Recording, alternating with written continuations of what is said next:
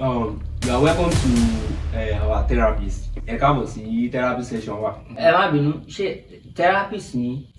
Rárá o, ṣebí ẹ rí pé ìgbà ta ló gbé kalẹ̀ sí bíbá yìí tá ń ta tá ń bí. Irọ́ oní rísì tí mo fi ń béèrè. Ṣe bọ́ sọ pé dókítà lẹ́yìn náà.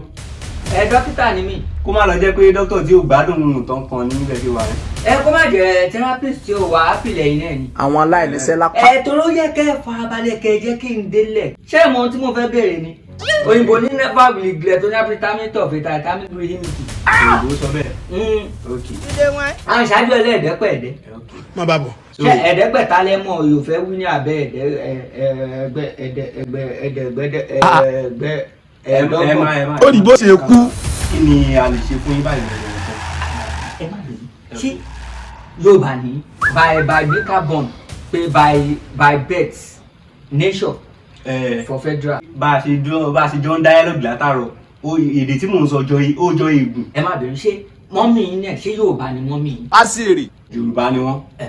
Á dà fún yín. Ìdí tí mo fi sọ bẹ́ẹ̀ ni pé bí mo ṣe ń wò yín ẹ̀ǹjọ bandit lójú mi. Ẹ̀jẹ̀ á máa para wa. Èèyàn ò kú síbi báyìí rí ìwọ Ọlọ́run. For first time àṣẹ o. Má jẹ́ kí èèyàn kú síbi for the Agbára ò first lápáyé time. o. Ẹ dẹ̀ rò pé right place ilé wa ìṣá. Wọ́n ní normal place ni wọ́n gbé mi wá ní pé right place ìtì máa wá ní rẹ̀ pé tẹ́yàn bá fẹ́ wá sí therapy. Bọ̀ ẹ kàn tí kì o. Normal bó ṣe logo ni bó ṣe máa ń wà lójú mi nìyẹn. Bóyá máa ń wà lójú yín nìyẹn. Alright, ẹ já máa bá bọ̀. Okay. Ẹ ti gbé mi lẹ́mìí gbóná. Ẹ pẹ̀lẹ́. Ẹ já máa bá bọ̀. Ẹ lè lọ gbé ẹ̀mí yín sí fridge. Kí n gbé ẹ̀mí mi sí fridge. Ẹ má bínú, ẹ lé ó ti gbóná ni. A sì rè. Mo tún bí bèjì. Ẹ máa sọ̀rọ̀ tí ẹ bá ń sọ̀rọ̀.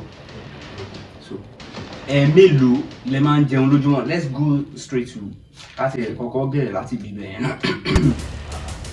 Ṣé mi ò sọ pé bandit ni mélòó ni mò ń jẹun lójúmọ́ àbẹ́ mélòó ni mò ń jẹun lóṣù? Àgbákòmọ̀dé. Ẹ béèrè pé mélòó ni mò ń jẹun lọ́sẹ̀? Pé bóyá mò ń jẹun lẹ́ẹ̀mẹ́ta lọ́sẹ̀. Àtíkù wèrè. Ayé pé bóyá mo mú nǹkan mọ́kan mo farun wájú pọ̀ mọ́ ti papọ̀ mo lawọ́ mọ́ ohun tí ò ń ṣe tèmi mo gba tọwọ́ Késárì mo bó jẹ. Pé bóyá mo lu jìbìtì mo fi èrú gbàgbó. Ẹ calm down. Mo fi gígójú olóore. Pé bóyá mo jẹun lẹ́ẹ̀mẹ́ta lọ́sẹ̀ mo pọ̀n bẹ́ mo gun gíré kọjá ìwé nìyẹn mo nọ́sẹ̀ síbi tí kò yẹ kí n nọ́sẹ̀ dé ní.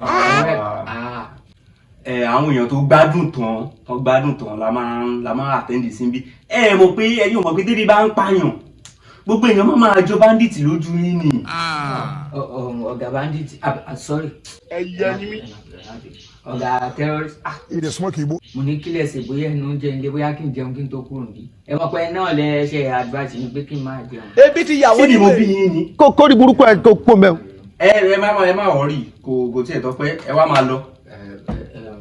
Bóyá pure ọ̀tá nǹkan. Kò sí nǹkan kan tẹ̀lé jẹ. Ẹ má ṣẹ́rí táyì tí bá ti yọ táyì lọ́rùn wá láti ó ti ń dé nìyẹn. Ẹgbẹ́ mo dẹ̀ ti ń fà látàárọ̀ ẹ má jẹ́ kí n fúnra mi lọ́rùn pa.